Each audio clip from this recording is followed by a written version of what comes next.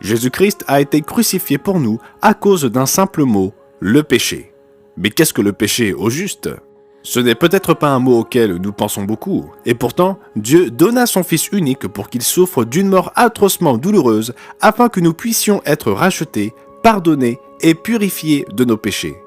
De toute évidence, le péché, c'est sérieux, et nous devons comprendre ce qu'il est.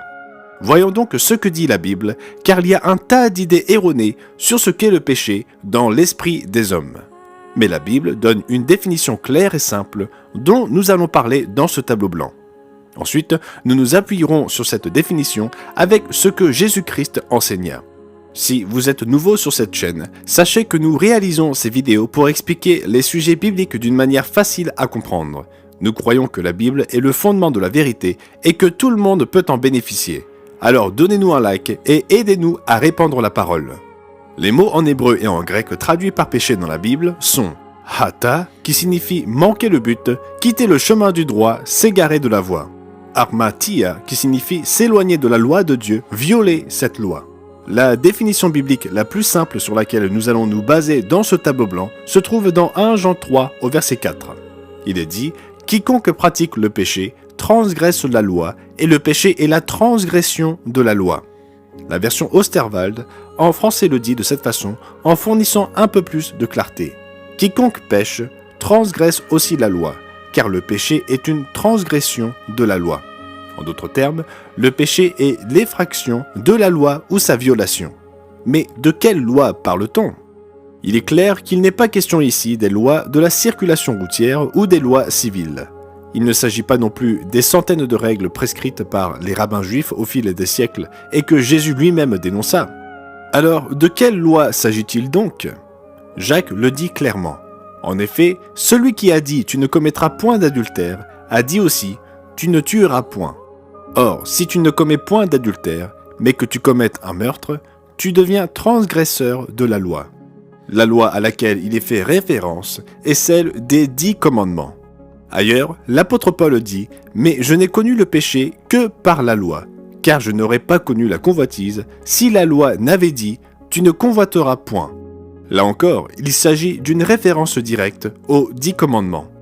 La Bible montre également que le péché regroupe aussi le fait de faire acception de personnes, de ne pas pratiquer le bien, d'avoir un cœur orgueilleux, d'agir contre notre foi et diverses autres offenses, mais les 10 commandements constituent le fondement de la loi divine et tout péché est lié à la transgression d'un ou plusieurs des 10 commandements. Partant de cela, Jésus expliqua que le péché ne consistait pas simplement à enfreindre littéralement l'un des 10 commandements, mais qu'il comportait un élément spirituel encore plus profond. Dans son sermon sur la montagne, il dit « Vous avez appris qu'il a été dit « Tu ne commettras point d'adultère ». Mais moi, je vous dis que quiconque regarde une femme pour la convoiter a déjà commis un adultère avec elle dans son cœur. » Jésus expliqua que ce n'était pas seulement l'acte physique de l'adultère qui constituait un péché. Le péché était commis lorsque l'idée d'enfreindre la loi était entretenue dans l'esprit. Dans le même sermon, il dit « Vous avez entendu qu'il a été dit « Tu ne tueras point, celui qui tuera est passible de jugement. » Mais il poursuivit en expliquant que même l'attitude de haine envers une autre personne enfreint l'esprit ou la pleine intention de la loi, nous mettant en danger du jugement. Jésus démontra que le péché prend racine dans l'esprit ou le cœur. Ce même concept est corroboré dans Jacques 1, verset 15. Puis la convoitise, lorsqu'elle a conçu, enfante le péché. Et le péché, étant consommé, produit la mort. En bref, la définition biblique basique du péché est la transgression des 10 commandements. Cela se produit quand nous enfreignons soit la lettre ou l'esprit de la loi par nos actions, nos paroles, nos pensées ou même nos mauvaises motivations. Et à un moment donné, nous avons tous enfreint l'un des 10 commandements, que ce soit dans la lettre ou dans l'esprit de la loi. C'est pourquoi nous lisons « Car tous ont péché et sont privés de la gloire de Dieu ». C'est pourquoi nous avons besoin du sacrifice de Jésus-Christ pour payer l'amende de nos péchés. Car même si nous devons nous repentir et nous détourner du péché, notre obéissance future ne peut pas nous rendre justes aux yeux de Dieu pour les péchés que nous avons déjà commis. Seul le sang de Jésus son Fils nous purifie de tout péché. Pour avoir une explication approfondie de la véritable repentance et du pardon divin, Abonnez-vous à notre chaîne pour pouvoir profiter d'autres tableaux blancs ou d'autres vidéos traitant de sujets bibliques. Nous publions des nouveaux tableaux blancs régulièrement.